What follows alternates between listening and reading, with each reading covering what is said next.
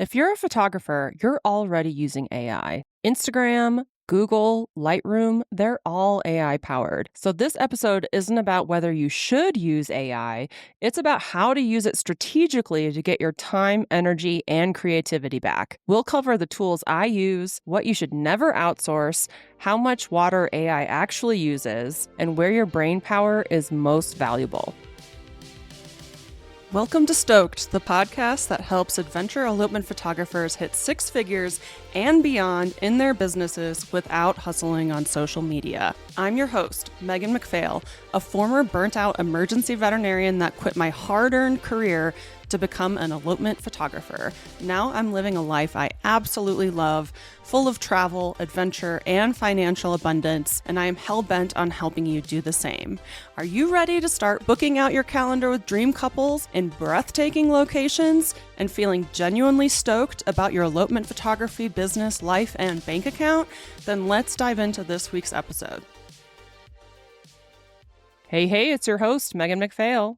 And your co-host, Todd Reedy. And today's episode is all about using AI, and we're going to talk about how to use it strategically, and we're also going to talk about the environmental impacts, because us elopement photographers, we love the environment, right? And I've been hearing a lot of people who refuse to use ChatGPT because of the environmental effects, so we're going to talk about that too. But let's talk about how it's a time-saving tool. And honestly, our most precious resources as business owners are our time and energy.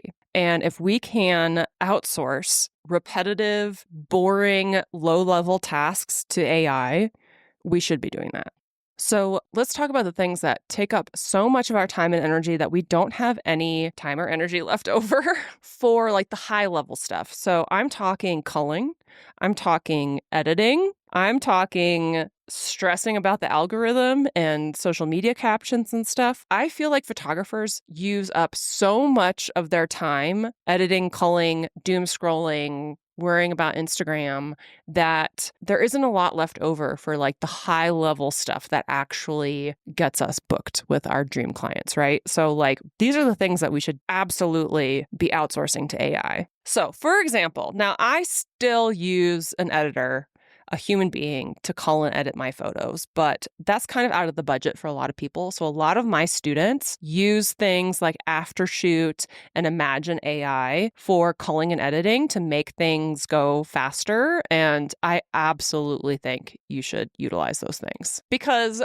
if you are staying up all night editing, if you are stressing about culling, and I remember when I used to cull, that was like the worst part of being a photographer to me, was like agonizing over which photos to include in a gallery and which not. It was like literally the worst. It took up so much of my brain power. And those things don't bring money to us. Like those things don't get us inquiries and bookings.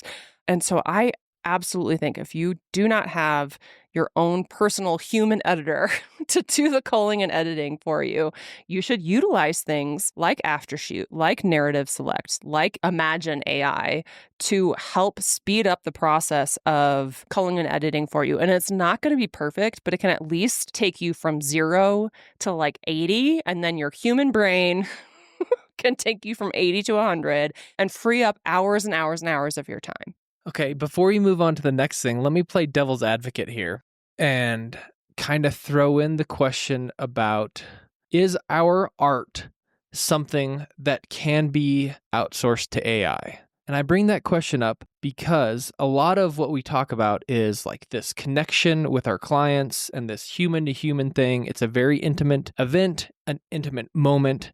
And so like, is culling and editing, is that something that should be done by a computer? Yeah, I mean, we still get the final say, but like, yeah, you don't need to take things from 0 to 100. That just takes too much time. That just takes too much time and energy. Like that time and energy can be used to like connect with your couples and to learn SEO and learn marketing and improve your client experience and improve your marketing strategies so that you can increase your prices and better serve your clients. Like, I don't think we're serving our clients well by being stressed out over our editing log. Yeah, and I totally agree with that part. And not to say that I'm like anti AI culling, because culling, yeah, is kind of like a mindless thing that a machine should be able to sort through like closed eyes, duplicate images, things of that nature. So like I'm all for it. So don't think that I'm questioning it. I really don't want people using these tools. I just want to at least bring them up so people can think about the other side of the coin of, is this something that I really should be using and want to be using in my business? So the culling, I think that one's an easy, let AI do that. From the editing standpoint, I like that you're not just saying like, let the computer do the complete edit, right? So we're letting it do the heavy lifting, and then our eyes and our final like artistic touch is still being applied to those final images before being delivered. And I think that's a great use of like using the computers and then using our skill and talent to like polish off a product. I think that's a great use. Yeah, because in my mind, I'm thinking about like when I did cull and edit my photos on my own, and I would get so burnt out on a gallery that I'd be like, fuck it, I'm just going to send it out the way it is, because I'd be so sick of it, you know? So maybe I was just sending out my 80% work or something like that. I just got to a point where like I couldn't look at it anymore. So it goes out to somebody.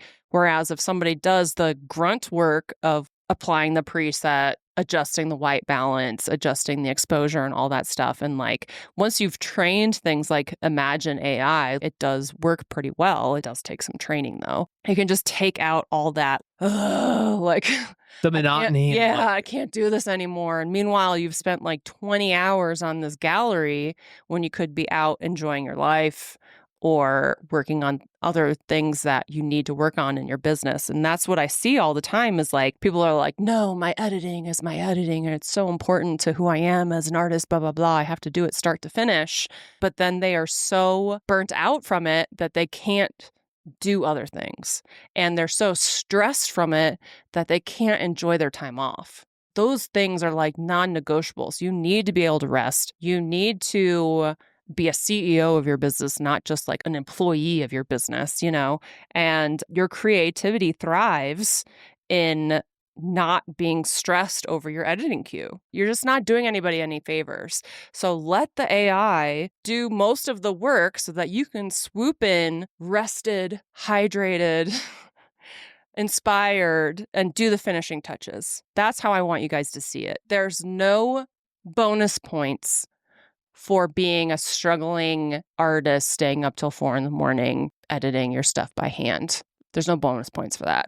Yeah. And I guess the reason why I kind of play that devil's advocate early in this conversation is to kind of bring up the idea that all the different AIs are just tools, right? So like if you think back in like the golden age or whatever you want to call it, like the beginning of photography where you had like flashes, powder flashes that would go off and like those massive boxes that you see in like those old timey movies that are like wooden and like, the photographers underneath the curtain. Yeah. Right. So like, if you wanted to be the purist, that would be the type of photos you would take and you'd process. But obviously as technology has developed, it's making our lives and our work easier to produce high quality and high quantities of photos. So again, this AI culling, AI editing are just tools, just as if, a mirrorless camera is the upgrade to the DSLR that allows you to take better and more images without, the extra stuff. And the key takeaway here is like, you're not outsourcing your creativity. That's still a huge part of what you're doing. And your photos themselves, like the editing process is such a small portion of the work you're doing for your clients, and I think people get really focused on editing, whereas like they're not realizing that the relationship you build with your clients and the day of and how you position them in the light and how you show up to these shoots, like that is so much more important than your editing. Yeah. And I think being a newer person into this industry, I think that I may be a little bit more plugged in than you in that regard, because like I remember when I first started doing video and like we've talked about it ad nauseum about like, would I pay X number of dollars for a photo service or videography service? And at that time, and I think it's probably common for new people or new photographers or new videographers to think like, yes, that is like the deliverable. And so like that is the end all be all. That's the product. Mm-hmm. But with this personalized luxury service that we're providing, it's not just the photos that they're paying for, right? So just as you said, right, it's the service like from point A, from inquiry all along, the planning, the whole thing is what we're getting paid for, and our clients are actually paying for that package, not just the end delivered product. Yeah, and I know the type of photographer I was when I was editing and culling on my own versus when I outsourced it. Again, I outsource it to human beings, but a lot of my coaching clients and students have outsourced it to AI. I am a much better and more creative photographer when I don't have to worry about all that extra stuff. So outsource your busy work. Some of the other things that I love AI for is like SEO optimization. You can literally tell ChatGPT, like, I want to write a blog and I want to target this keyword, and like give me a checklist of all the things that I need to hit in this, not just the blog post itself, but to SEO optimize it. And it'll tell you like step by step exactly what you to do. And you just check, and you can even like save a past blog post and import it into ChatGPT and be like, is this SEO optimized enough? Can I do it better? So it really kind of takes away some of this fear of SEO, because SEO is truly just a checklist. At least SEO optimization. Like SEO long term, you need backlinks. You need to continue posting things over time. Like it's not just like, oh, I did my SEO. I just optimized my SEO. It's done forever. No, it's like an ongoing strategy. And like that high level strategy is something that you need your brain for. But some of the just like checklist, to-do list type of stuff, let ChatGPT take care of that and let it kind of look over your old stuff and see if you did a good job. So AI is not really for high level stuff. It still really is not great at that. I think we've both played around with kind of high level stuff and it'll be like, oh yeah, do this thing. It's great. That's a great idea. La la la. And then like it doesn't pan out. So there's still things that we really, really need to use our brains for. And yeah, our marketing strategy, our marketing message, our brand voice, all of those things, AI really isn't for that, but we can tell it to do like the low level kind of to-do list stuff that's within those strategies. It can write you a blog outline. Blogs are so important. SEO is so important. It can make Instagram easier on you, but you have to tell it like what you need it to accomplish on Instagram, So if you like tell it the wrong things, it's going to give you the wrong output, But if you know what you're doing, it can really free up a lot of your time. And if you know how to, like if you're confident in your brand voice, you can explain that to ChatGPT. I mean, we use it for our podcast outlines, but we're not reading from a script. We're still like telling it like, this is what we want to talk about. These are the points that we want to talk about. Can you think of anything else? And then we go off the cuff. Yeah, and I think that nuance is the part that I am kind of wanting to bring up, and like I'm still developing my own thoughts about allowing it to be a tool that we use, but not allowing it to replace us, right? So in that case, right, we're using it to make an outline, which a human can do that, a machine can do that, right? But as you said, we're not like reading off a script that ChatGPT generated, right? We're actually like having this conversation live with our own experiences, with our own research, with our own biases, all that stuff. So it is like a very personal thing. Where's the line? I guess there is no line, right? About like so you had mentioned using ChatGPT to help you with your blogs, right? For SEO, but like not you, but like you, the listener, like the global we. Are we using ChatGPT to write blogs? If we are, then like what separates photographer A from photographer B writing a blog about the best places to elope in Yosemite, right? So like that's like a boring thing. Like if you were a client and you came across one blog on one photographer and then you came across like a near identical blog, people are smart enough to like kind of put it together that people are using AI to generate a lot of this copy. And so we don't want you to like just use AI blindly. Like, yes, use it as a guide, but how much AI is too much AI? For this very personalized service that we're trying to educate our clients, try to like host, an event, guide them through this process. And I don't know if I know the answer yet. Yeah, well, I think what I've been telling people lately, that you bring up a good point, is anybody at this point can create a blog post on like the top 5 locations to elope in Colorado or something like that with AI. And we should mention AI gets a lot of things wrong. AI often can't do math correctly. AI often doesn't know what the date is. Like it misses some really key things. So it can definitely help you, but I think people are probably wise enough to be like, wow, this sounds like a robot and not like a human being. If you're just wanting clicks to your website, an AI written blog could do the trick. But again, like you need an overarching SEO strategy to truly be successful. So I'm not really worried about people who are just like posting AI blogs. Like they're probably not really showing up in search results anyway. But what I do want to talk about is in an AI world where anybody could fake knowledge about stuff, what sets you apart? And there's really 2 things that set you apart, which is your face and your voice. Those 2 things really aren't, I mean, I guess there's videos of like famous people saying things that are AI now, but like that's really what's going to set you apart. So I have always told people, do not put all your eggs in the social media basket, but I do think that it's a really important place to show your face and your voice because those are the things that nobody can copy, AI can't copy. Those are your unique attributes in this AI world. So if you have an Instagram that's relying on graphic carousels or photos, and you don't have your face and voice on there, you need to start putting it out there because I have seen lately this year the people getting booked more often than not have their face and voice on their social media and are warming people up in that way and building trust in that way.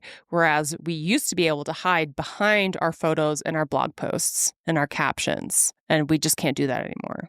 Yeah, and that kind of comes back to this idea that we've chatted about before in other episodes about like clients aren't hiring us or hiring you exclusively for your photos. Yes, your photos have to be banger and you have to know how to edit and you have to know how to compose. All of that's super important, but they're also hiring you for your personality and like your presence on that very special day. And AI just can't do that. Like that kind of goes back to the idea of like people aren't hiring corporations or like just businesses or business names to be their elopement photographer, right? They're hiring a person that has that personality, has those experiences, that knowledge, all that stuff. And so like, yeah, you can have AI write you the best blogs and SEO optimize them. But like if you get on a phone call and you're a freaking brick, like chances are not good that you're going to get hired. Yeah. Right. So like it is a way to differentiate yourself of like the things that you're not using AI. So like the personal things and the personal touches that you have and that you bring is what's going to set you apart when everybody else starts doing a very similar AI type tasks, blogs, calling, whatever it may be. Your personality is going to be you. Yeah. And it just goes to show like even as times change and things change and AI has been introduced into the world and stuff like that, marketing is still the same where people have to trust you in order to book you. And that's always going to be the case. In order to get booked at the prices that you deserve to be a profitable 6-figure elopement photographer, you need to gain the trust of your couples before they even inquire with you. And that trust just looks a little different now because anyone under the sun can have cool photos and knowledgeable blog posts. So now the only thing that separates you is your personality and your face and your voice. So utilize that. And I know all the introverts out there are like, no. But this has always been the case, though, and it's just more so the case now because, yeah, you just cannot hide behind your photos. You have to put your face and voice out there. So let's talk about the environmental aspects of AI, ChatGPT, all that kind of stuff. And let's be real, everybody who's using Lightroom right now is using AI already because there are those tools to remove objects and people and trash and exit signs and all that stuff, which has been a game changer. Like it's made removing things so much easier, which I love. But I still hear sometimes that people don't want to use ChatGPT because of the environmental effects. And while that is noble, I want you to reconsider because, again, your time and energy is your most precious resource. This is your only life on this planet. This is your business.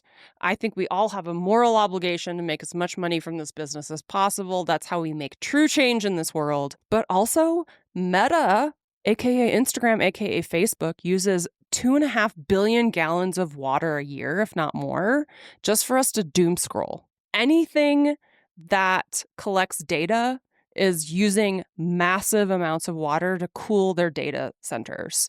So you're already in the system using crazy amounts of water. If you're streaming Netflix, Hulu, if you are watching YouTube, you're already in it. Abstaining from ChatGPT, it's like not flying on an airplane because you're worried about CO2 emissions, but then 90 private jets just showed up in Venice for the Bezos wedding. Like we are a small drop in the pond. Like there's systems in place that are already effing everything up. So like don't morally abstain is what I'm saying, because it's going to make your life easier. Yeah, as you're saying that, I'm like thinking of just in general, right? We all are trying to do like the environmentally right thing.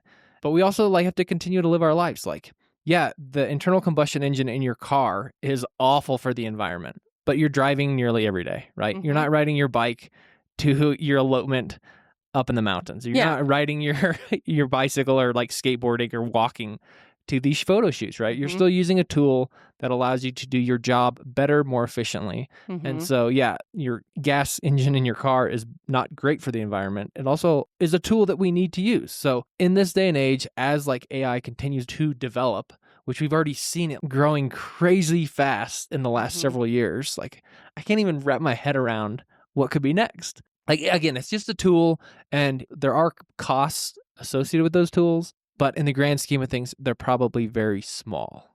Yeah, the train is going. We can't stop it. Like, I care about the environment deeply. I'm very worried about the climate crisis, but I also know me abstaining from AI is not feasible. It's already part of everything that I do when I'm on the internet. AI is being used by like billion-dollar companies at like an insane scale. I'm going to also use it to make my life better and easier. And again, like my time and my energy is what I value the most in the world. And if I can get those things back so I can better serve clients, so I can rest, so I can show up better, so I can be more high level and creative, I'm going to take advantage of that and I'm going to make money. And I'm going to unapologetically make money because that's how we make real change in this world, not by playing small and struggling, continuing our struggles as like a martyr. And there's, not to go down all these detailed rabbit holes, but like there are smart and unsmart ways to use ChatGPT and all of these tools. Yeah. So like, yeah, do I use AI to like generate images of our cats? I've done that before, yes. Yeah. Like, is that a good use of water? No. Is it a small drop in the bucket? Yes. But like back to kind of using them efficiently, like, yeah, you can use these tools efficiently so you're not just like, I don't know, I'm thinking of really dumb things that I've used ChatGPT to do when I could just use Google, right? Yeah. Like that doesn't need that excess amount of water and waste, right? So there are smart ways to use these tools and dumb ways to use them. So I would just say like, do your research, do it a smart way that fits into your life, into your business that you're comfortable with is the best thing that I could say. Yeah. Utilize it in a way that makes your business and your life better. Not just funny cat photos or something like that. Yeah. And like, idling your car just for fun, just to run gas. Like, we're not going to be dumb and do that. So like, but let's be smart real. Like, we all love travel. Yeah. So we're driving, we're flying, we're doing things that aren't the best for the environment, but we're living our lives. And yeah, we only get this one shot. So don't be afraid of AI. Use it strategically, use it smart. If you want to help save water, if anything, stop doom scrolling. Easier said than done, but I feel like that's a whole other tangent we can get down, how horribly we all doom scroll and how much that has affected our mental health and businesses and lives and how horrible that is. So if you need to get rid of anything to make yourself feel better about water usage and stuff like that, get rid of doom scrolling and start using AI strategically to replace redundant, time-consuming tasks that are not going to make you money, and use your brain power for creativity, for high level strategy, and rest.